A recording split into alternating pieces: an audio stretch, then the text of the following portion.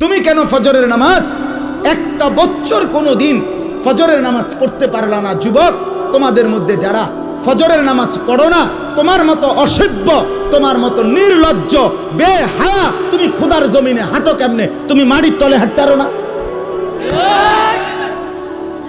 তোমার মতো অসভ্য আর কোনো মানুষ হয়নি, বেহায়া কোথাকার। আল্লাহ রাসূল সাল্লাল্লাহু আলাইহি সাল্লাম বলেন, তাহাজ্জুদ নামাজ হাদিসে আছে, নবীজির জামানায় একবার সাহাবীরা বললেন একজন মুসলমানের ব্যাপারে, ইয়া রাসূলুল্লাহ, এই লোক সারা রাত ঘুমায় থাকে ফজর পর্যন্ত, কোনোদিন তাহাজ্জুদ পড়ে না। তাহাজ্জুদ মানে ফজর না, ফজরের আগের নামাজ। কথা বোঝেন নাই আপনারা? নবীজির সাথে সাথে মিশকাতে আমরা নিজে পড়ছি, আল্লাহ রাসূল বললেন, যালিকা রাজুলুন বালা শাইতানু ফি উদুনাইহি।